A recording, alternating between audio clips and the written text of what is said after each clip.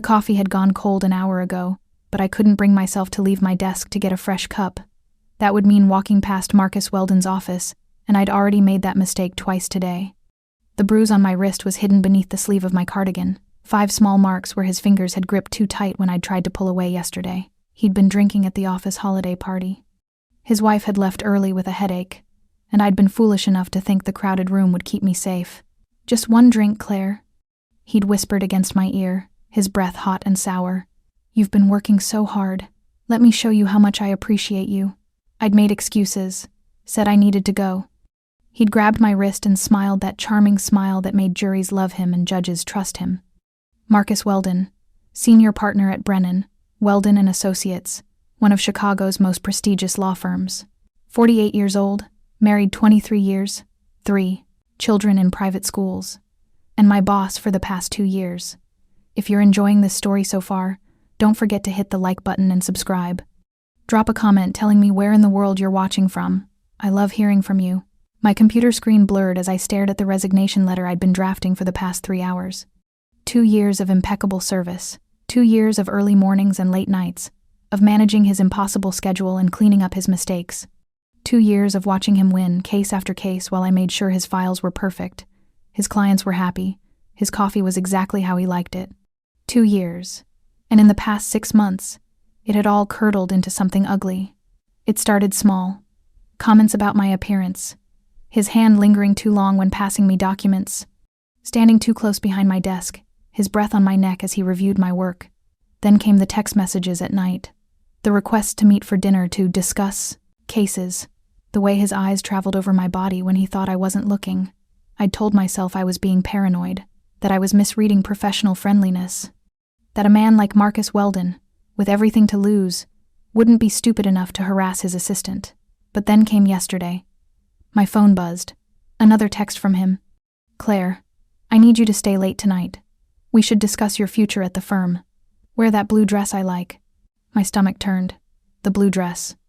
I'd worn it once to a client dinner 8 months ago, and he'd spent the entire evening staring at my neckline instead of the contracts we were supposed to be reviewing. I typed quickly. "I'm sorry, Mr. Weldon, but I have plans tonight. I can come in early tomorrow to discuss whatever you need." His response was immediate. "Cancel them." "This isn't optional." My hands trembled as I set down my phone. Through the glass wall of his office, I could see him watching me, that same smile on his face, the smile that said he knew exactly what kind of power he held over me. 29 years old, $73,000 in student loan debt from a degree I'd never finished when my mother got sick. $1,500 in my checking account. Rent due in a week. No family left since Mom passed 2 years ago. No husband, no boyfriend, no one who would notice if I simply disappeared from this job. Marcus knew all of this. I'd been stupid enough to confide in him during my first year, when I'd thought he was being kind by asking about my life, when I'd thought his interest was paternal. I saved the resignation letter to my desktop and took a breath. Tomorrow, I'd give my notice tomorrow morning, professionally and politely. I'd work my 2 weeks if required, keep my head down, and then I'd be free. The lie tasted bitter even as I thought it. Men like Marcus Weldon didn't let go easily.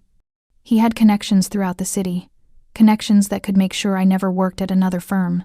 He'd already made comments about how difficult it would be for me to find another position without his recommendation, how important it was to keep him happy. My phone buzzed again. My office. Now. I stood on shaking legs, smoothing down my skirt with clammy palms. The office was mostly empty at 6:30 on a Friday evening. The other assistants had left at 5. The junior associates had scattered to their weekend plans. Even the cleaning crew wouldn't arrive until 8. It was just me, Marcus, and whatever he'd decided tonight would be. I walked to his door and knocked softly. "Come in, Claire." His voice was warm, friendly, the voice he used with clients and judges. "Close the door behind you." Every instinct screamed at me to run. Instead, I stepped inside and closed the door with a soft click that sounded like a cell door locking. I didn't go back to the office after that night. I couldn't. The memory of his hands on my waist, his mouth pressing against my neck while I stood, frozen by his desk, played on an endless loop every time I closed my eyes. He'd only stopped when his phone rang, his wife's name flashing on the screen. He'd straightened his tie, answered with perfect casual warmth. "Hi, honey," just finishing up some work, and then looked at me with eyes that promised this wasn't over.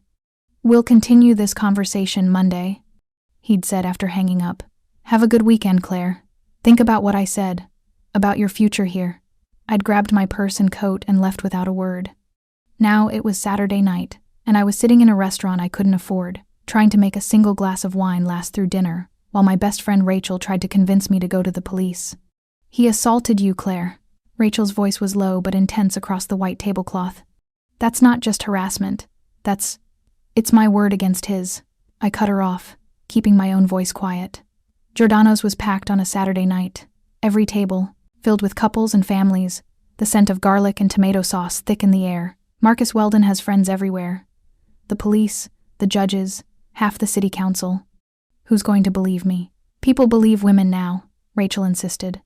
This is 2023, not. People believe women with proof, with witnesses, with recordings and text messages that explicitly say what he wants. I took a sip of wine, barely tasting it. I have bruises I didn't photograph, uncomfortable moments I can't prove, text messages that could be interpreted as work-related. That's not enough. Rachel reached across the table, squeezing my hand. Then what are you going to do? You can't just let him get away with it. I'm going to disappear. The words came out flat, final. I've been looking at jobs in other cities. Milwaukee, Indianapolis, maybe even as far as Minneapolis. I'll leave Chicago, change my number, and start over somewhere he can't find me. That's not fair, Rachel said, her eyes shining with frustrated tears. You shouldn't have to run. Fair doesn't matter. I pulled my hand back, wrapping both around my wine glass like it could anchor me. Safe matters. And I won't be safe here. Not with him knowing where I live and work. A commotion near the kitchen drew our attention. A man in an expensive suit was speaking to the maitre d', his voice low but commanding. Even from across the restaurant, I could feel the shift in atmosphere, the way staff moved with sudden urgency, the way other diners glanced over and then quickly looked away. That's Dante Moretti, Rachel whispered, leaning forward. Do you know who he is? I shook my head, watching as the man Dante Moretti apparently surveyed the restaurant with dark, calculating eyes. He was perhaps in his mid-30s, tall and powerfully built beneath the tailored charcoal suit. His black hair was styled back from a face that could have been carved from marble, all sharp angles and controlled power. He owns this place, Rachel continued, her voice barely audible, and about half the restaurants in this part of Chicago. My cousin works at one of his properties. She says he's... Rachel trailed off, choosing her words carefully. Connected. You know? I did know. Or at least, I could guess. The way the staff moved around him, the careful respect in their body language, the other diners pretending not to stare. This wasn't just a successful businessman. This was someone people feared. Why are you telling me this? I asked, tearing my eyes away from Dante Moretti to look at Rachel. Because men like that, they have power that doesn't come from law degrees and country club memberships. Rachel's expression was serious. I'm not saying you should get involved with organized crime, Claire. I'm just saying, there are different kinds of power in this city. And maybe the kind Marcus has isn't the only kind that matters. Before I could respond, the restaurant's front door burst, open with enough force that several people gasped. My blood turned to ice. Marcus Weldon stood in the entrance, his eyes scanning the crowd until they landed on me. His face was flushed, his tie loosened, and even from here I could see the unsteady way he swayed slightly on his feet. He'd been drinking. Claire! His voice cut through the restaurant's ambient noise. Several heads turned. There you are. I've been calling you all day. We need to talk. I stood abruptly, my chair scraping against the floor. I don't want to talk to you. Please leave. Don't be dramatic. He started walking toward our table, weaving slightly between other diners. You can't just ignore my messages. You work for me. I own you. The words hit like a physical blow. Around us, I could feel the attention of the entire restaurant shifting to our confrontation, could sense people's discomfort, their uncertainty about whether to intervene. You need to leave, Rachel said, standing beside me. She doesn't want to talk to you. Marcus barely glanced at her. This is between me and my assistant. Stay out of it. He reached for my arm, his fingers closing around my wrist exactly where the bruises from yesterday still ached. I tried to pull away, but his grip tightened. Let go of me. Not until you listen. His face was too close now, his breath reeking of whiskey. I've been very patient with you, Claire. Very generous. But there are consequences for disrespecting me. I can make your life very difficult. I can make sure you never work in this city again. You can remove your hand from the lady. The voice came from directly behind Marcus, calm and controlled, but carrying a weight that made the entire restaurant fall silent. I looked up to find Dante Moretti standing there, his dark eyes fixed on where Marcus's fingers dug into my wrist. Marcus turned, irritation flashing across his face until he saw who had spoken. For a moment, he seemed to calculate, to weigh his options. Then, his lawyer's arrogance won out. "This is a private matter," Marcus said, though his voice lacked its earlier confidence. "I'm just having a conversation with my employee. In my restaurant. There are no private matters." Dante's tone didn't change, didn't rise, but something in it made the hairs on the back of my neck stand up. "And I don't permit customers to harass women. So I'll ask you once more, politely. Remove your hand." For a long moment, Marcus didn't move. I could see the calculation in his eyes, the lawyer's mind weighing the social cost of backing down against whatever he sensed in Dante Moretti's quiet stillness. Finally, his fingers loosened. I jerked my arm back, cradling it against my chest. "Claire, we're not finished with this conversation," Marcus said, trying to maintain some shred of authority. "Monday morning, my office. And if you value your career, you'll be there." He turned and left, his exit far less dramatic than his entrance. The restaurant slowly returned to its normal noise level, conversations resuming with the careful casualness of people pretending they hadn't just witnessed something uncomfortable. I stood frozen, my heart hammering, only vaguely aware that Rachel was speaking to me. All I could focus on was Dante Moretti, still standing beside our table, his dark eyes now focused entirely on me. "Are you all right?" he asked, and the genuine concern in his voice surprised me. Yes, thank you." My voice came out shakier than I wanted. "I'm sorry for the disturbance. You have nothing to apologize for." He gestured to someone near the kitchen, and within seconds, a man in a server's uniform appeared. "Marco, please have the kitchen prepare something special for these ladies, on the house, and bring them a bottle of the Barolo we've been saving." "That's not necessary." I started, but he raised a hand. "I insist. Consider it an apology that you had to experience that in my establishment." His eyes lingered on my wrist, where I knew finger-shaped bruises were forming beneath my sleeve. "That man, your employer?" I nodded, not trusting myself to speak. "And this is a persistent problem?" Something in his tone made me look up. Really look at him. His expression was carefully neutral, but in his dark eyes, I saw something that looked like controlled anger. "Not at me. At Marcus. I'm handling it," I said quietly. "I'm leaving the city, starting over somewhere else. Running."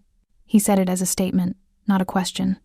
"From a man who clearly has no intention of letting you go peacefully. What else can I do?" The words burst out before I could stop them. "He has connections everywhere. The police won't help without proof I don't have.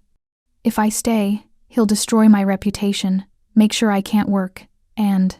I trailed off, not wanting to voice the darker possibilities out loud. Dante was silent for a long moment, studying me with an intensity that should have felt uncomfortable but somehow didn't.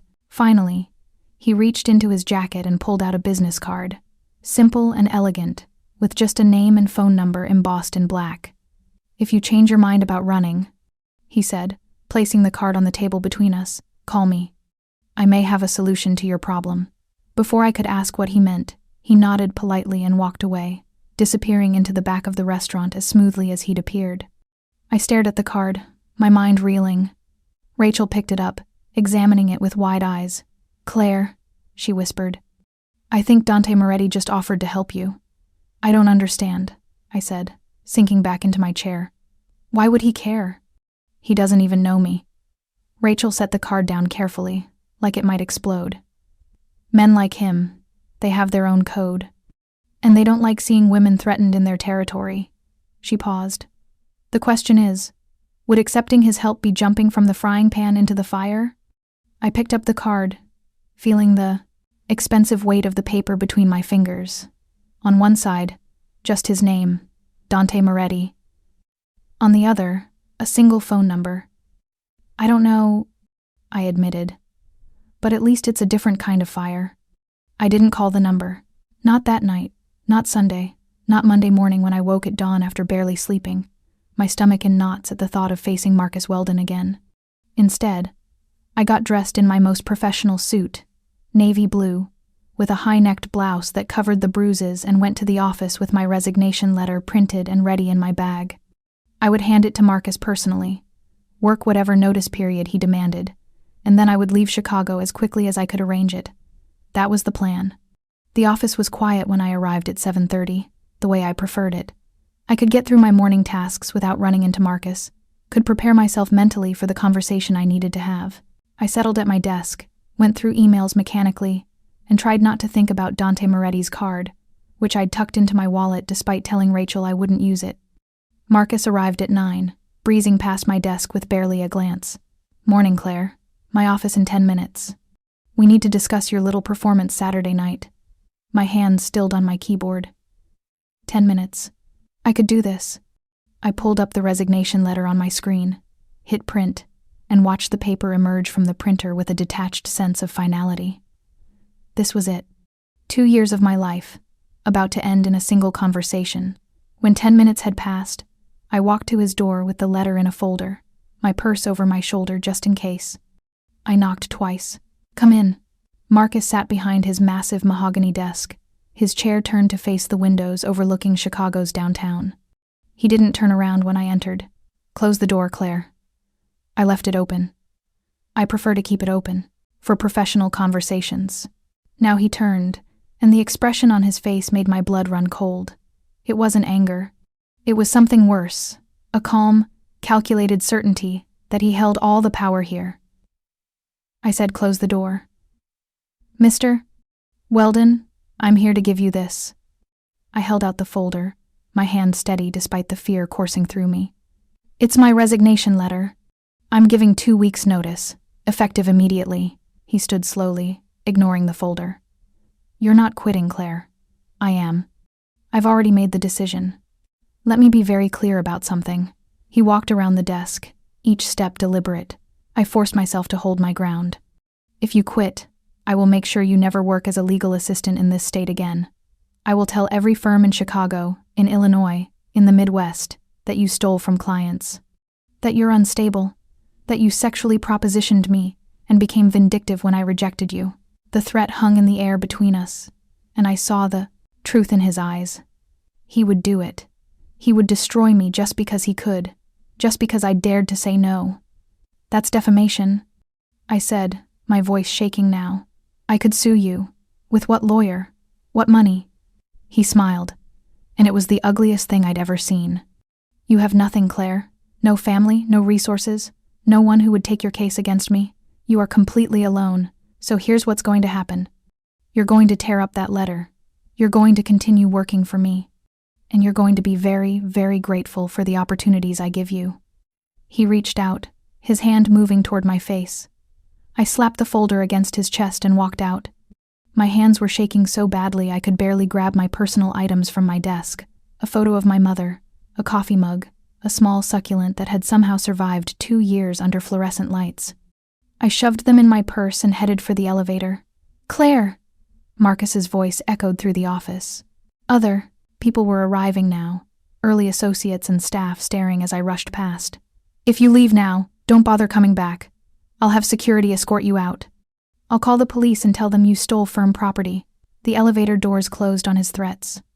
I leaned against the wall, my breath coming in gasps, my vision blurring with tears. I refused to let fall. I'd done it. I'd walked away. But Marcus's words echoed in my head. He would blacklist me. He would spread lies. He had the power and connections to make sure I couldn't escape, no matter where I ran. The elevator opened onto the lobby. I walked out into the Chicago morning, the November air sharp and cold against my face.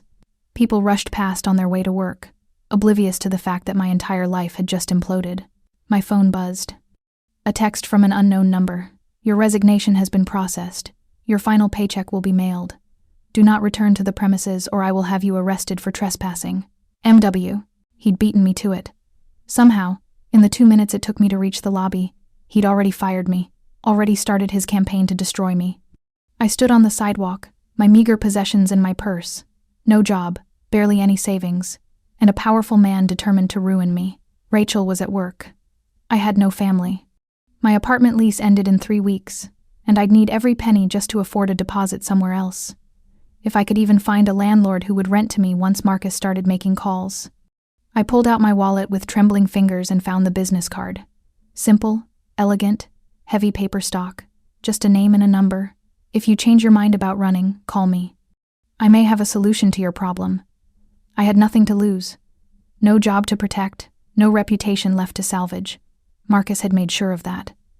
With shaking fingers, I dialed the number. It rang twice before a deep, familiar voice answered. "This is Dante." "Mr. Moretti?" My voice cracked. "This is Claire, from the restaurant on Saturday. You said you might have a solution."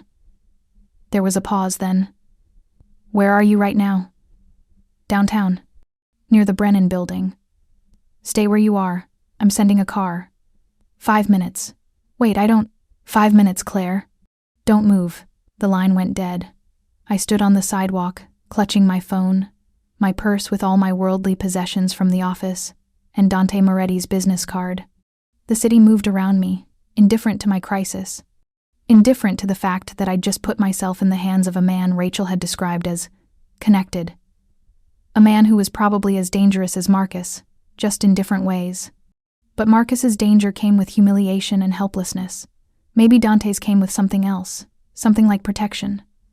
A black car pulled up to the curb exactly 5 minutes later. The back window rolled down, and Dante Moretti looked out at me with those dark, unreadable eyes. "Get in, Claire," he said quietly. "Let's talk about your problem." I got in. The door closed behind me with a soft, expensive click. The interior smelled like leather and cedar. Dante sat across from me in the spacious back seat, his suit perfectly pressed, his expression calm. "Tell me everything," he said as the car pulled into traffic. "Start from the beginning." And for the first time since this nightmare began, I did. The car glided through downtown Chicago traffic with a smoothness that suggested either an expert driver or someone people automatically moved aside for. I suspected it was both. I told Dante everything. About the 2 years working for Marcus Weldon, about how the harassment had escalated, about last Friday night in his office when his hands had been on my waist and his mouth on my neck, about this morning's confrontation and the text message that had followed.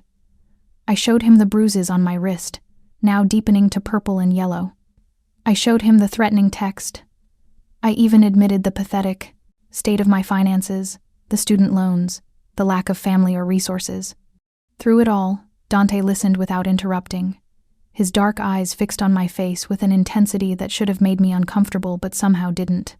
He wasn't looking at me the way Marcus did, like I was something to consume. He was looking at me like I was a puzzle he was determined to solve. When I finally finished, my voice hoarse from talking, he was quiet for a long moment. "Marcus Weldon," he said finally, his voice neutral. "Senior partner at Brennan, Weldon Associates. Married to Jennifer Weldon, daughter of Circuit Court Judge Harold Morrison. 3 children at St. Ignatius College Prep.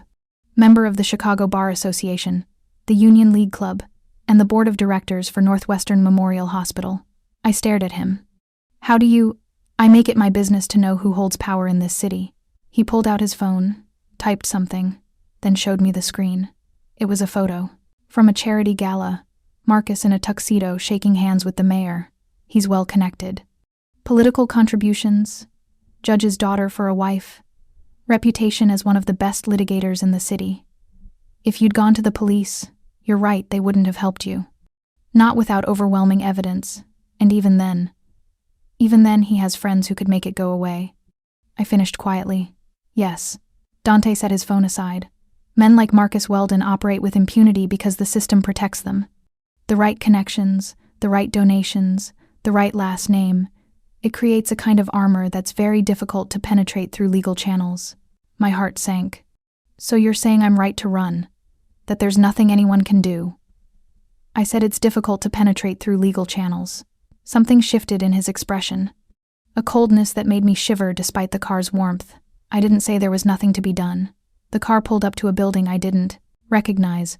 Not a restaurant or an office, but a residential high-rise in one of Chicago's most exclusive neighborhoods.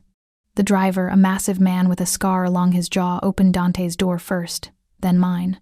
"Where are we?" I asked, looking up at the gleaming glass and steel. "Somewhere safe." Dante offered his hand to help me from the car. "Somewhere Marcus Weldon can't reach you while we figure out our next move." "Our next move?" I repeated, taking his hand. His grip was warm, steady, nothing like Marcus's grabbing possession. "Mr. Moretti, I appreciate your concern, but I can't ask you to. You're not asking. I'm offering." He guided me toward the entrance, where a doorman immediately opened the door with a respectful nod. "And call me Dante." We're past formalities now. The lobby was all marble and crystal, the kind of place where my monthly rent wouldn't cover a week's stay. I felt acutely aware of my rumpled suit, my tear-stained face, my pathetic purse holding, everything I'd salvaged from 2 years of work. Dante led me to a private elevator that required a key card. As we ascended, I finally found my voice. "Why are you helping me?" "You don't know me. This isn't your problem." He was quiet for several floors, his hands in his pockets, his expression thoughtful. When he finally spoke, his voice was softer than I'd heard it before. 5 years ago, my younger sister worked as a paralegal at a firm downtown. Her boss started making comments about her appearance. Then came the inappropriate touching, the invitations to dinner that weren't really optional. He turned to look at me, and I saw old pain in his dark eyes. She tried to handle it quietly, tried to be professional, until one night he cornered her in the file room. "Dante, I'm so sorry." She came to me afterward, terrified and ashamed, convinced it was somehow her fault. His jaw tightened. "I handled it. The man no longer practices law in this city, though I ensured it looked like the bear, a voluntary retirement rather than a scandal. My sister moved to New York, started over, and is now a successful attorney at a firm that actually respects its employees." The elevator opened onto a private foyer. Dante gestured for me to step out first. "So when I see a woman being harassed in my restaurant by a powerful man who thinks his position makes him untouchable," he continued, "I don't look away. I can't." We entered a penthouse apartment that took my breath away. Floor-to-ceiling windows offered a panoramic view of Chicago, the lake stretching endlessly to the east, the city sprawling in every other direction.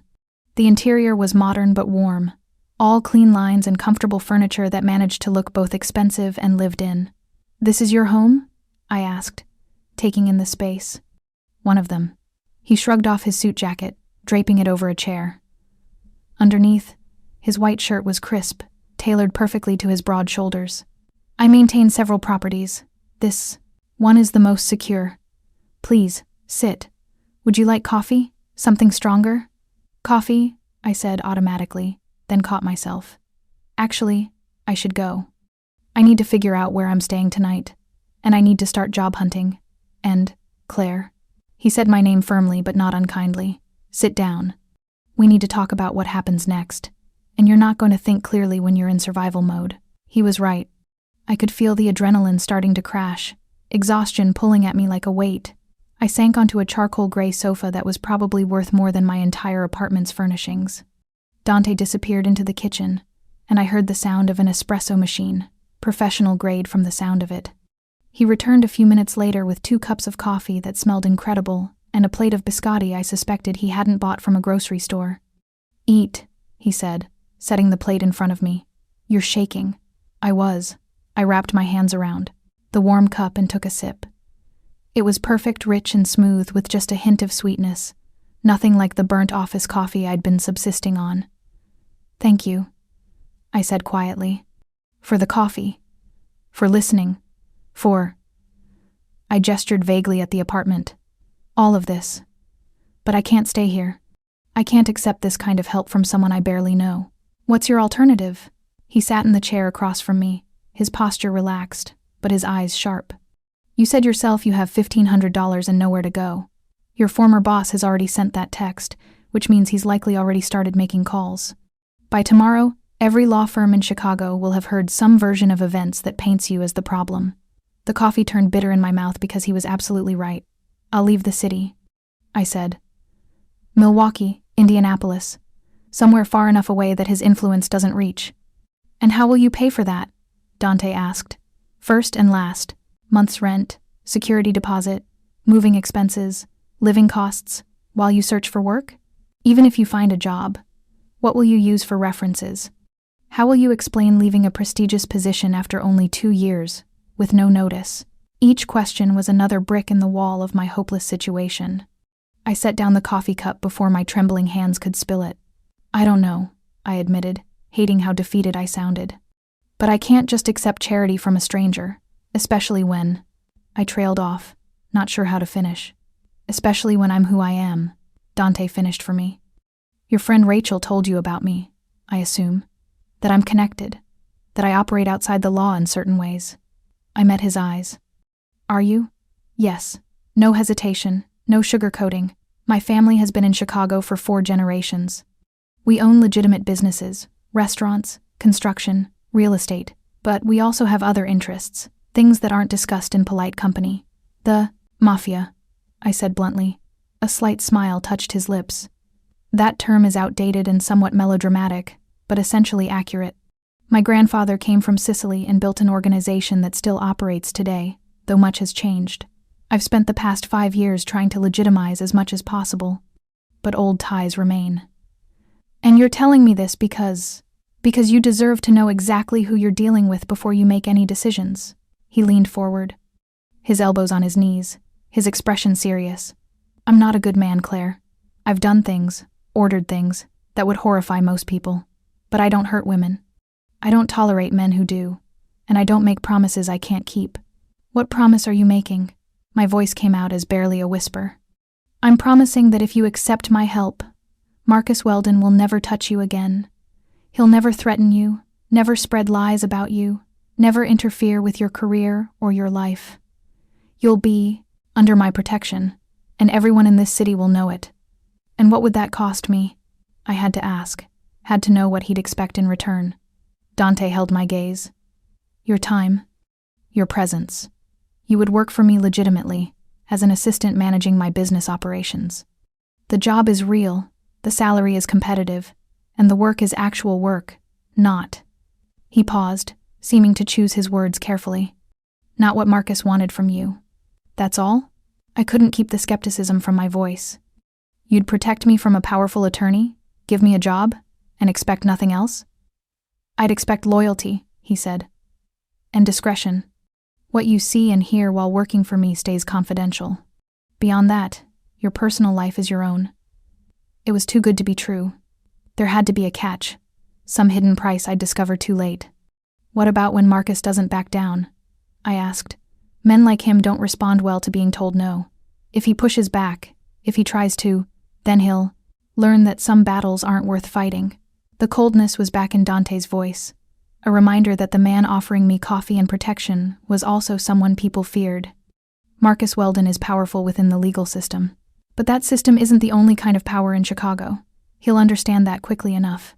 I should have been terrified. I should have thanked him politely and left, taken my chances fleeing the city with my $1,500 and whatever hope I could muster. Instead, I heard myself asking, when would I start? If you're hooked on this story, make sure to subscribe and turn on notifications so you never miss an upload. Your support means everything and helps me bring you more emotional stories like this one. Dante's apartment had a guest room that looked like something from a luxury hotel.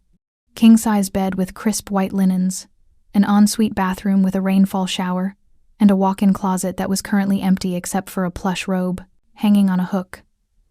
I'll have some clothes brought over, Dante said, gesturing around the space. For now, there should be everything you need in the bathroom. Tomorrow, we'll go shopping for a proper wardrobe. I can't afford, I started, but he raised a hand. Consider it part of your employment package. You'll be attending business functions with me, meeting with clients and associates. You'll need appropriate attire. He pulled out his phone. What size are you? I told him, feeling surreal about the entire situation. 12 hours ago, I'd had a job I hated and a boss who terrified me. Now I was standing in a penthouse apartment belonging to a man connected to organized crime, accepting clothes and protection like it was the most natural thing in the world. Get some rest, Dante said after sending what I assumed was a text about clothing. We'll talk more in the morning about your new position and what it entails. He left, closing the door softly behind him. I stood alone in Ostagay, the beautiful room, trying to process everything that had happened. My phone buzzed. I'd silenced it after Marcus's text, but I checked it now with shaking hands. 7 missed calls from Marcus. 12 text messages, starting with angry and escalating to threatening. The last one, sent an hour ago. You can't hide from me, Claire. I know people everywhere. Whatever you think you're doing, wherever you think you're going, I'll find you. I deleted the messages with shaking fingers and blocked his number. Then I turned off my phone entirely and set it on the nightstand. The shower was incredible. Hot water with perfect pressure, washing away the tension and fear of the day. The bathroom was stocked with expensive toiletries, shampoo that smelled like lavender and vanilla, body wash in a glass bottle, even a facial cleanser that probably cost more than I'd ever spent on skincare. When I finally emerged, wrapped in the plush robe, I found that someone had left clothes on the bed. Not fancy clothes, just comfortable basics, soft pajamas, underwear still in packaging, thick socks. A note in masculine handwriting lay on top. These should work for tonight. I changed mechanically, my body going through the motions while my brain struggled to catch up with my new reality. The pajamas fit perfectly. The bed was incredibly comfortable. And somewhere in this apartment, Dante Moretti, dangerous, powerful, connected to the kind of people I'd spent my whole life avoiding, was apparently standing guard over me. I should have been planning my escape, should have been terrified of what morning would bring. Instead, for the first time in 6 months, I felt safe enough to sleep. Morning came with soft light filtering through curtains I didn't remember closing. For a disorienting moment, I couldn't place where I was. The bed was too comfortable, the room too quiet, the sheets too soft against my skin. Then memory flooded back. Marcus, the confrontation, Dante. I sat up, my heart racing, and grabbed my phone from the nightstand. When I turned it on, it immediately buzzed with notifications. More calls from Marcus, more threatening texts sent to a blocked number that somehow still appeared. But there was also a text from Rachel. Claire, where are you? I went by your apartment and you're not there. Marcus called me asking where you were. I didn't tell him anything, but I'm worried. Please call me. I typed quickly. I'm safe. I'll explain later. Don't tell anyone where I am, especially not Marcus. Her response came immediately. Thank God. Are you with Dante Moretti? I hesitated, then typed. Yes. 3 dots appeared, disappeared, appeared again. Finally, be careful. Call me when you can. A knock at the bedroom door made me jump. Claire, are you awake? Dante's voice, calm and controlled even through the door. Yes, just a minute. I finger-combed my hair, suddenly self-conscious about appearing in pajamas in front of him, then mentally scolded myself. He'd given me the pajamas. This was his apartment. And after yesterday's confessions, modesty seemed absurd. I opened the door to find Dante in dark jeans and a black sweater, his hair slightly damp from a shower, looking somehow even more devastating than he had in his suit yesterday. He held a cup of coffee in each hand. Good morning, he said, offering me one. I hope you slept well. Better than I have in months, I admitted, accepting the coffee. It was perfect again, the same way he'd made it yesterday. Thank you for everything. Come, have breakfast. We have things to discuss. The kitchen was sleek and modern, all stainless steel and black granite. The table was set for 2, with pastries that looked fresh from a bakery, fruit, yogurt, and what smelled like frittata keeping warm in a covered dish. Did you make all this? I asked, surprised, a slight smile. I have someone who prepares meals and stocks the apartment. Maria comes in the mornings. When I'm here, she's discreet and absolutely trustworthy. We sat, and for a few minutes, I just ate, realizing I hadn't had a real meal since Saturday night at his restaurant. The frittata was incredible, filled with spinach and gruyere and herbs I couldn't name. We need to discuss your new position, Dante said after I'd taken the edge off my hunger. What do you know about business management?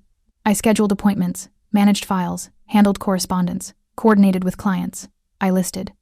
Basic executive assistant duties, but for a law firm specifically. Perfect. My businesses, the legitimate ones, generate enormous amounts of paperwork. Contracts, invoices, payroll, licensing, permits. I have accountants and lawyers who handle the technical aspects, but I need someone to coordinate everything, to be my eyes and ears across multiple properties. How many properties? 12 restaurants, a construction company, 3 apartment buildings, and a commercial real estate portfolio. He refilled my coffee without asking. You'll work primarily from here or my office downtown. You'll attend business meetings with me, take notes, follow up on action items, manage my schedule. It sounded legitimate. Almost normal. And the other side? I had to ask. The non-legitimate business? You'll never be directly involved, he said firmly. You'll never be asked to participate in anything illegal, never be put in legal jeopardy. Some of the people you meet will have connections to that world, but your role is strictly administrative for my legitimate operations. What about Marcus? The name felt bitter on my tongue. What happens when he realizes where I am, who I'm working for?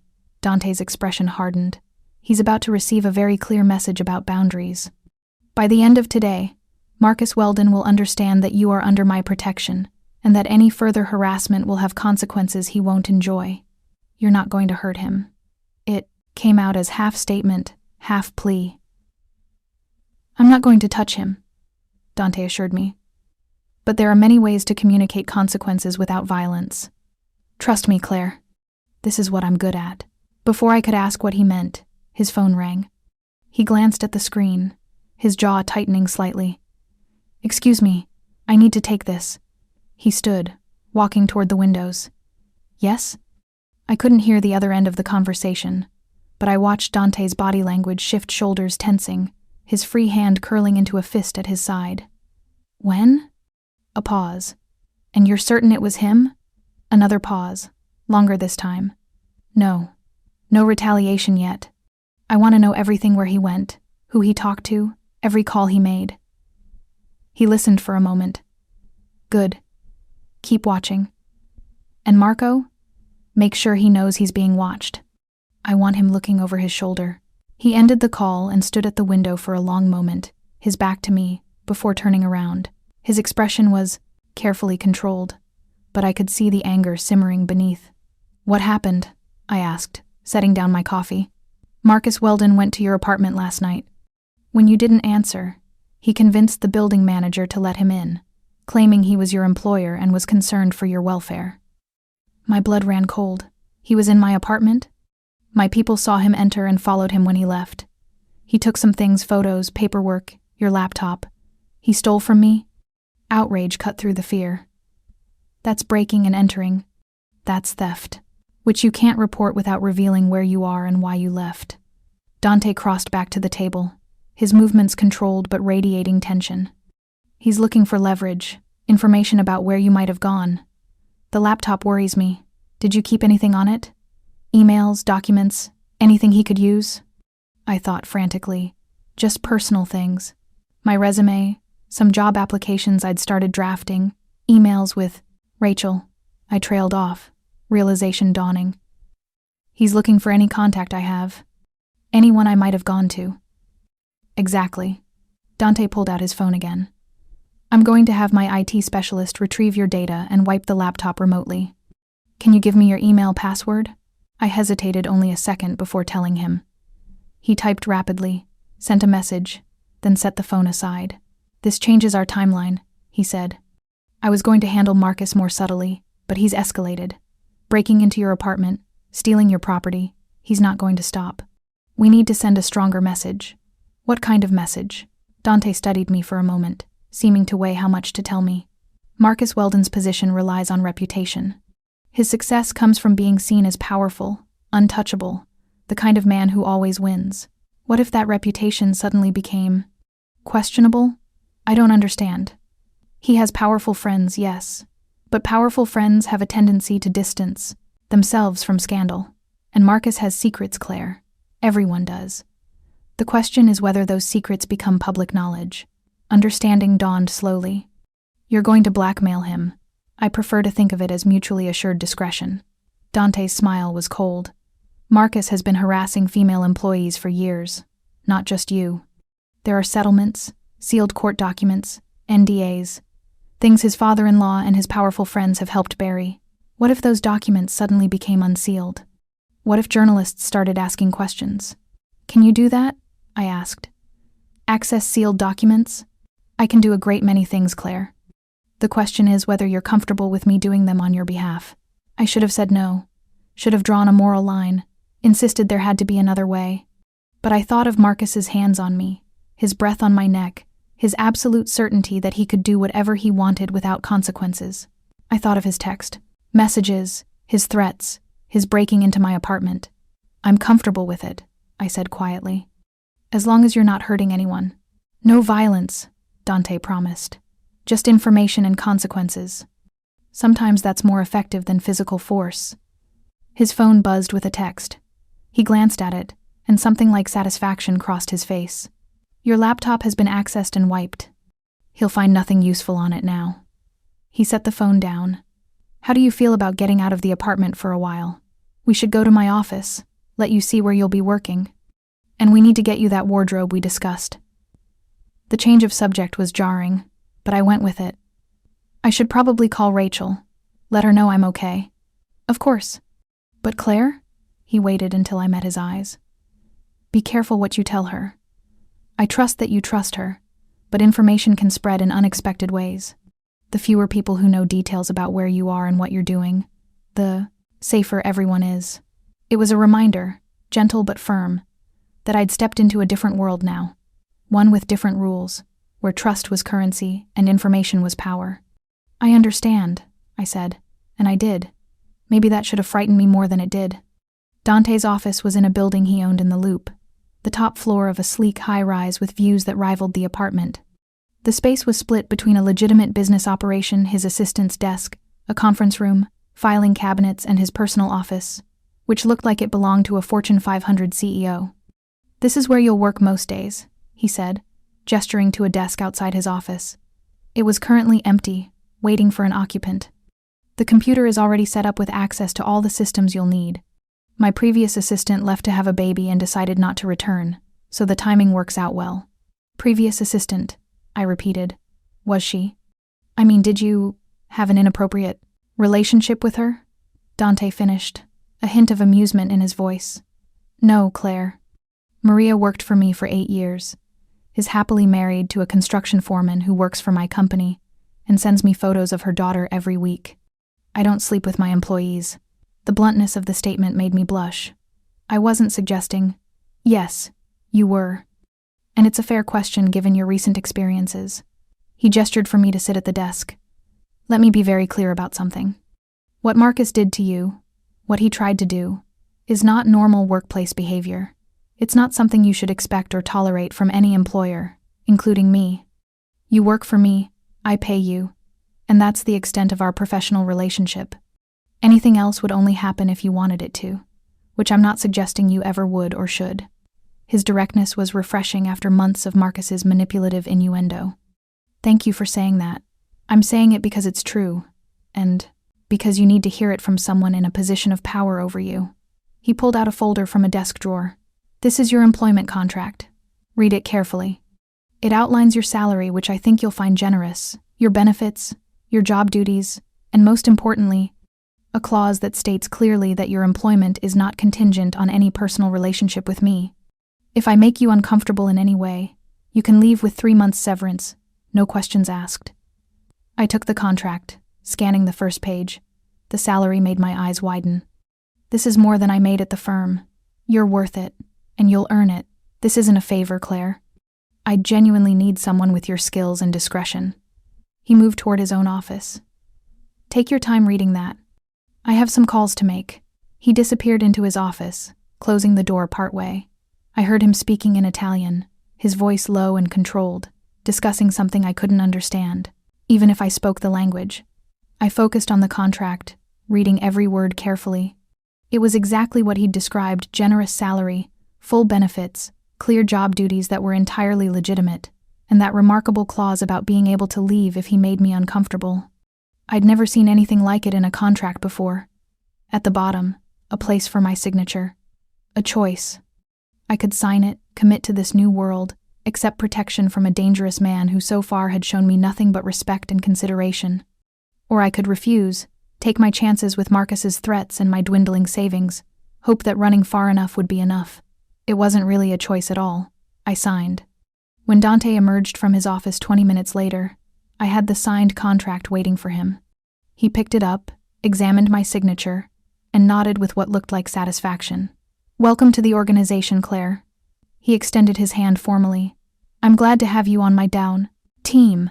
I shook his hand, his grip warm and firm. "Thank you for giving me a chance." "Thank me by being good at your job." He released my hand. "Now, let's go shopping. You'll need professional clothes for the office and something appropriate for tonight." "Tonight?"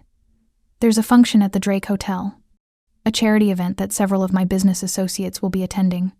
It's the perfect opportunity to introduce you as my new assistant and to send a very clear message to anyone who might be watching. Marcus will be there," I realized. "Almost certainly. His firm buys a table every year." Dante's expression was unreadable. "Which is exactly why we need to be there. You'll be at my side, professionally and publicly associated with me. By the end of the evening, everyone in Chicago's business and social circles will know that Claire Hartley works for Dante Moretti, and that I'm under your protection." "Precisely." He held the door open for Potus. "Me. After tonight, Marcus Weldon will understand that threatening you means threatening me. And that's a mistake very few people are willing to make." As we left the office, I caught sight of two men in the reception area who had the same watchful quality as Marco, the driver. They nodded respectfully to Dante, their eyes scanning me with professional assessment before returning to watch the elevators. "Are those bodyguards?" I asked quietly as we entered the elevator. "Security," Dante corrected. "And yes, they work for me. You'll see them around frequently. They're here to ensure nothing unexpected happens." "Has something unexpected happened before?" The elevator descended smoothly. Dante's reflection in the polished doors showed careful consideration of how to answer. "My position comes with certain risks," he said finally. "Rival organizations, people who think they can gain advantage through violence rather than business. It's why I take security seriously, and why anyone under my protection benefits from those same precautions." The elevator reached the lobby. As we stepped out, I noticed more men positioned strategically by the entrance, near the security desk, in the parking garage. Not obvious unless you were looking for them, but unmistakably present. This was Dante's world. Not just expensive apartments and successful businesses, but a network of loyal people, strategic positioning, constant awareness of threats. And I'd just signed a contract placing myself in the center of it. The car that picked us up was different from yesterday's. A sleek black SUV with tinted windows. Marco drove while another man I didn't know sat in the passenger seat, both of them silent and alert. "Where are we going?" I asked as we merged into traffic. "Michigan Avenue. There's a boutique that caters to professional women. The owner is someone I trust to be discreet." He typed something on his phone. "For tonight's event, we'll need something more formal. I'll have a few options brought to the apartment for you to choose from." "Dante, this is too much." The protest felt automatic, even though I knew I had no alternative. "The clothes, the apartment, the salary, is what the position requires and what you've earned by accepting it," he interrupted. "Claire, I need you to understand something. In my world, appearances matter. How you present yourself reflects on me and my businesses. This isn't charity, it's investment in my organization's image." The practicality of his explanation somehow made it easier to accept. This wasn't a gift, it was a uniform, essentially. Part of the job I'd agreed to do. "Okay," I said quietly. "I understand." We spent the next 2 hours at the boutique, where an elegant woman named Sophia seemed to know exactly what Dante needed without him having to explain. She brought out suits, blouses, dresses, even shoes and accessories, all in styles that were professional and expensive, without being ostentatious. I tried on outfit after outfit while Sophia made adjustments and notes, and Dante sat in a chair scrolling through his phone, occasionally glancing up to nod approval or suggest a different color. It should have felt awkward, having him see me in various states of trying on clothes, but somehow it felt more like a business meeting than anything personal. "The navy suit?" Dante said when I emerged in a perfectly tailored two-piece with a silk blouse. "That's perfect for the office. And the gray one we saw earlier." Sophia marked them down. "What about tonight's event?" "I'll send options to the apartment," Dante replied. "Claire should choose what makes her feel confident." The consideration in that statement caught me off guard. Not what he preferred, but what would make me feel confident. By the time we left the boutique, Sophia had arranged for everything to be delivered to Dante's apartment by end of day. We had lunch at one of Dante's restaurants, a small Italian place in Little Italy where the staff clearly knew him well and treated him with a respect that bordered on reverence. This was my grandfather's first restaurant, Dante explained as we ate pasta that tasted like someone's nonna had made it with love. He started with nothing when he came from Sicily. This place was his dream, and everything else built from here. You're close to your family? I asked, grateful for conversation that felt normal. I was close to my grandfather. He died when I was 18, left me everything, the businesses, the responsibilities, the expectations. Something sad crossed his face. My father was supposed to take over, but he died when I was 15, car accident. After that, it was just me, my mother, and my sister. I'm sorry. The words felt inadequate. I lost my mother 2 years ago. Cancer. It's why I had to drop out of college, to take care of her and then pay off her medical bills. Then you understand. He met my eyes across the table. Loss changes you. Makes you realize what matters and what doesn't. It's why I work so hard to protect my sister, to keep her separate from this life. She gets to be normal in a way I never did. We finished lunch in a comfortable silence, and I realized that despite everything, the danger, the uncertainty, the complete upheaval of my life, I felt more relaxed than I had in months. There was something about Dante's presence that was both powerful and calming, like being in the eye of a storm where everything raged around you but you remained untouched. When we returned to the apartment, 3 garment bags were already hanging in my closet, the evening gown options Sophia had promised. I unzipped them one by one, revealing dresses that probably cost more than my monthly rent used to. The first was black and elegant, classic and safe. The second was a deep emerald that matched my eyes. The third was midnight blue with subtle beading that caught the light. I chose the emerald. The Drake Hotel ballroom glittered with Chicago's elite, crystal chandeliers, reflected off champagne glasses held by women in designer gowns and men in tuxedos. A string quartet played softly in one corner while waiters circulated with trays of hors d'oeuvres that were probably tiny and expensive. I stood at Dante's side, my hand resting lightly on his arm as he'd instructed in the car. We're presenting as a professional relationship, he'd explained, but one with a personal element that suggests exclusivity. You're not just my assistant, you're someone important to me. Let people draw their own conclusions. The emerald dress fit perfectly, Sophia's alterations making it look custom-made. Dante had sent jewelry, delicate diamond earrings, and a matching bracelet that was probably worth more than my student loans. I felt like I was playing dress-up, pretending to be someone who belonged in a place like this. Relax, Dante murmured, his hand covering mine on his arm. You look beautiful, and you belong here as much as anyone. Before I could respond, a couple approached, a distinguished older man with silver hair, and a woman who was either his wife or his much younger second wife. I couldn't tell. Dante. The man clasped Dante's hand warmly. Good to see you. I heard you closed the Morrison deal. Just last week. Dante replied smoothly. Richard, this is Claire Hartley, my new executive assistant. Claire. Richard Brennan. My blood turned to ice. Brennan. As in Brennan, Weldon Associates. This was Marcus's senior partner, the man whose name came first on the firm. Pleasure to meet you, Richard said, shaking my hand. His grip was firm but not aggressive, his smile seemingly genuine. Executive assistant? Lucky man, Dante. Good assistants are impossible to find. I'm very aware, Dante said, his hand moving to the small of my back in a gesture that was both protective and possessive. Claire came highly recommended. Which firm were you with before?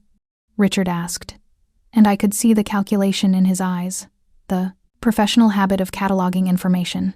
I worked at a law firm, I said carefully, but I'm excited to be working in a different industry now. Mr. Moretti's businesses are impressively diverse. That they are. Richard's wife, definitely a second wife, too young to be anything else, touched his arm. Darling, isn't that the mayor over there? As they excused themselves, I exhaled shakily. Dante's hand remained on my back, steady and warm through the thin fabric of my dress. That wasn't so bad, he murmured. You handled it well. Richard Brennan is Marcus's partner, I whispered. He has to know I used to work there. Probably. But notice he didn't mention it, didn't ask why you left. That's professional courtesy, and a sign that he's heard something that makes him want to distance the firm from whatever happened. Before I could ask what Dante meant, I saw him. Marcus, across the ballroom, In a tuxedo that probably cost more than my first car, he was talking to a group of men I didn't recognize, gesturing with a whiskey glass. His face flushed in a way that suggested it wasn't his first drink. He hadn't seen me yet. "Dante," I said quietly, my fingers tightening on his arm. Marcus, disheveled and wild-eyed, holding a gun that shook in his trembling hands. "Claire," he said, his voice eerily calm despite his appearance. "We need to talk." Tony immediately stepped in front of me, his own weapon trained on Marcus. "Put the gun down, Weldon. Walk away. This doesn't have to get worse." "Worse?" Marcus laughed, the sound unhinged. "How could it get worse? You and your boss destroyed my life. My career, my marriage, my reputation, everything, gone because she couldn't just accept how things were. Because things were wrong," I said, finding my voice despite the terror coursing through me. "You harassed me, assaulted me, stalked me. Those are crimes, Marcus. Consequences aren't the same as destruction.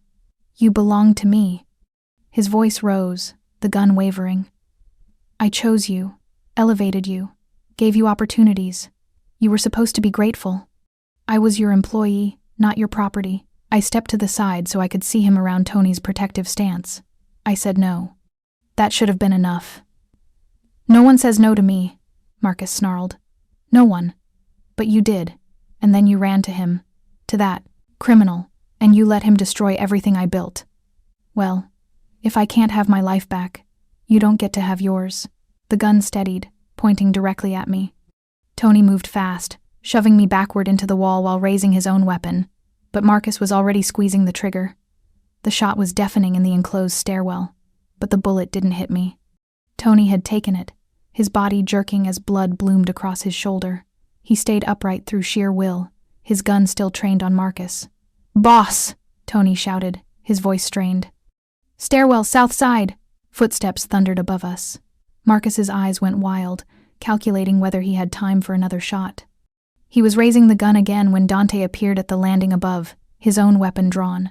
"Drop it," Dante commanded, his voice cold as ice. "Drop it now or I drop you." For a long moment, nobody moved. Marcus's gun pointed at me, Tony's pointed at Marcus, Dante's pointed at Marcus from above. A triangle of potential death in a concrete stairwell. "You've lost, Weldon," Dante continued, descending slowly, deliberately. "Building security is already calling the police. You've just committed assault with a deadly weapon, attempted murder. Even with your connections, what's left of them, you're going to prison. The only question is whether you go there for attempted murder or for murder. Choose wisely." Marcus's hands were shaking violently now, the gun wavering. "She ruined me," he said, tears streaming down his face. "I loved her, and she ruined me." "You didn't love me," I said, surprising myself with the steadiness in my voice. "You wanted to own me." "There's a difference." The fight seemed to drain out of Marcus all at once. His arm lowered, the gun pointing at the floor. Tony immediately moved forward, kicking the weapon away and forcing Marcus face first against the wall despite his bleeding shoulder. Dante was beside me in seconds, his hands on my face, my shoulders, checking me for injuries. "Are you hurt? Did he touch you?" "I'm fine." "Tony, he took the bullet for me." "I know."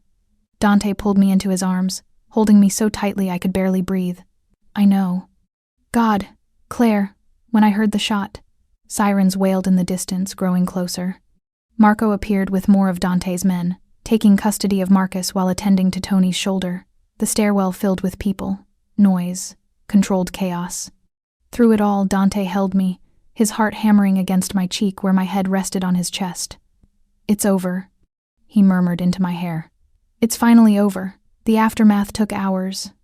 Police interviews, statements, paramedics, treating Tony's shoulder wound that thankfully wasn't life-threatening.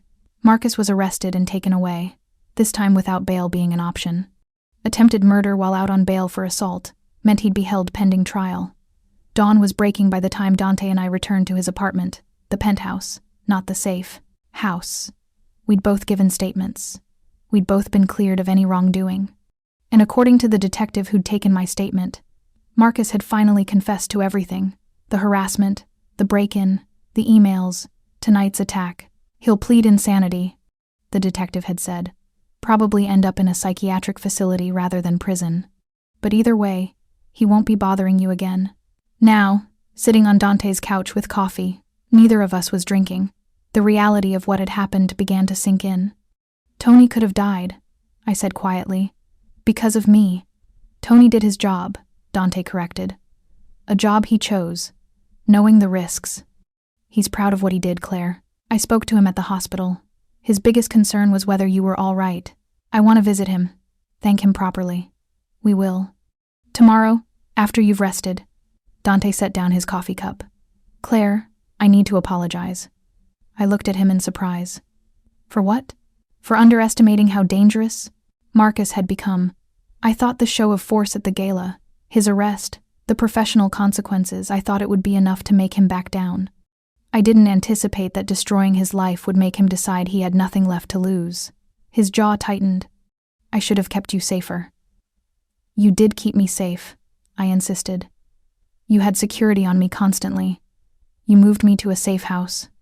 You were sleeping on a couch to be close enough to protect me. Marcus getting past all that, that's on him, not you. Still, Dante. I took his hand, squeezing it. You saved my life tonight. You've been saving my life since the moment I sat down at your table at Giordano's. Stop trying to take responsibility for the actions of a man having a breakdown. He was quiet for a long moment, his thumb stroking over my knuckles. What happens now? He finally asked. With us, I mean. The crisis is over. You're safe. You could leave, start fresh somewhere new with a reference from me. That would open any door you wanted. Is that what you want? I asked, my heart in my throat. For me to leave? No. The answer was immediate and vehement. But I want you to choose freely, without feeling obligated because I protected you or because you're afraid of being alone. These past weeks, everything that's happened, it's been intense and frightening and not a normal foundation for a relationship. What's normal anyway? I found myself smiling despite everything. I don't think I've had a normal day since I met you. Exactly my point. You don't know what it's like to be with me when there's not a crisis, when it's just daily life, work and dinner and the occasional business function. That's a lot less dramatic than tonight. I certainly hope so, I said dryly. But Dante, I'm not staying because I'm afraid or because I feel obligated. I'm staying because in the middle of the worst time of my life, you showed me what respect looks like, what protection without possession looks like, what it means to care about someone's well-being more than your own desires. I leaned closer. I'm staying because I choose you. Not out of fear or necessity, but because I want to. Something shifted in his expression, the careful control cracking to reveal raw emotion. I need you to be sure. Because once you're truly mine, Claire, I won't let you go easily. I'm not possessive the way Marcus was. You'll always have your freedom, your choices, your own life. But my heart? That's yours now. I need to know if yours is mine. It is, I whispered. It has been for weeks. I just wasn't ready to admit it. He pulled me into his lap, his arms wrapping around me as he kissed me with an intensity that stole my breath. This wasn't the tender first kiss from yesterday. This was possession and promise, relief and desire, all wrapped together. When we finally broke apart, both breathing hard, he rested his forehead against mine. Move into my room, he said.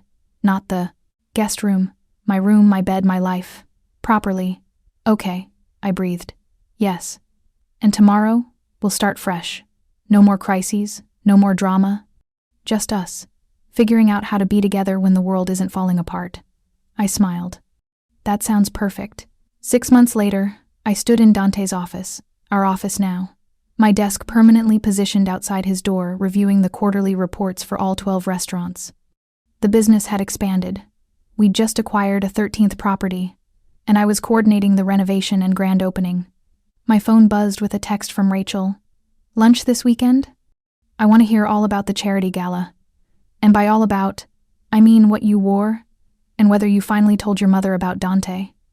I smiled, typing back, yes to lunch. I wore the blue dress. And no, I haven't told my mother I'm dating a man with connections to organized crime. Some conversations need to be had in person. The truth was, life had settled into a routine that was surprisingly normal. Dante and I worked together during the day, attended business functions and occasional charity events in the evenings, and spent nights at the apartment that had truly become home. We'd traveled to New York to visit his sister, who'd been wary at first but warmed up when she saw how happy Dante was. Marcus was in a psychiatric facility, undergoing treatment that his lawyers said would last at least 2 years. I'd written him a letter not forgiving him, exactly, but releasing my anger and wishing him genuine healing. I'd never sent it, but writing it had been therapeutic. Tony had recovered fully, though he now had a scar he claimed made him more intimidating. He and the other security team members had become familiar fixtures in our lives, protective but no longer necessary in the same urgent way. The criminal side of Dante's organization remained separate from my daily life, just as he'd promised. I knew it existed, knew that some of the people we socialized with had connections to that world, but my role remained firmly in the legitimate businesses. Claire? Dante's voice pulled me from my thoughts. He stood in his doorway, jacket off, tie loosened, looking tired but content. It's after 7. Come to dinner with me? Where are we going? I asked, saving my work and standing. Nowhere fancy. I'm thinking pasta at that little place in Little Italy. The one my grandfather started. The one where you first told me about protecting your sister. I remembered. That sounds perfect. As we left the office, his hand found mine naturally. In the elevator, he pulled me close, pressing a kiss to my temple. I love you, he said simply. It still gave me a thrill every time he said it, even though we'd exchanged those words 100 times now. I love you too, I replied, meaning it with my whole heart. The elevator doors opened onto the lobby, and we stepped out into the Chicago evening. The city that had once felt threatening now felt like home. The man whose world I'd stumbled into out of desperation had become my partner, my protector, my love. I'd quit my job to escape my boss, and in doing so, had found something I never expected: real safety, real love, and a future that felt full of possibility rather than fear. Sometimes the most dangerous choice turns out to be the only one worth making. Sometimes sitting at a stranger's table leads to the kind of love that transforms everything. I'd answered desperation with courage, and the universe had answered back with Dante Moretti. It wasn't the ending I'd imagined when I'd walked out of Marcus Weldon's office that terrible morning. It was better. Much, much better. 1 year later, I stood in a different kind of spotlight, not from fear, but from joy. The private garden behind Dante's estate was filled with flowers, soft music, and the people who mattered most. Rachel stood beside me as my maid of honor, elegant in the burgundy dress she'd helped me choose. Dante's sister had flown in from New York with her husband. Even Sophia, the housekeeper who'd become a dear friend, dabbed at her eyes with a handkerchief. And at the end of the aisle, Dante waited in a tuxedo that made him look like he'd stepped from a romance novel. His dark eyes were locked on me, full of promise and love and certainty. Ready? Rachel whispered. I've been ready since the night he offered me protection, and I chose to trust him, I whispered back. As I walked toward my future, toward the man who'd saved me and then loved me, I thought about how far I'd come, from terrified assistant to confident businesswoman, from victim to survivor, from alone to cherished. The woman who'd quit her job to escape her boss no longer existed. In her place was someone stronger, braver, loved. Dante took my hand as I reached him, his smile bright and genuine. From now on, you're mine, he murmured, echoing those words from our first meeting, but with a different meaning now. Not possession, but partnership. From now on, we're each other's, I corrected, and kissed him as our new life together began. Thank you so much for watching until the end. If you loved this story, check out the other videos on your screen now. I think you'll really enjoy them. And don't forget to subscribe if you haven't already. See you in the next story.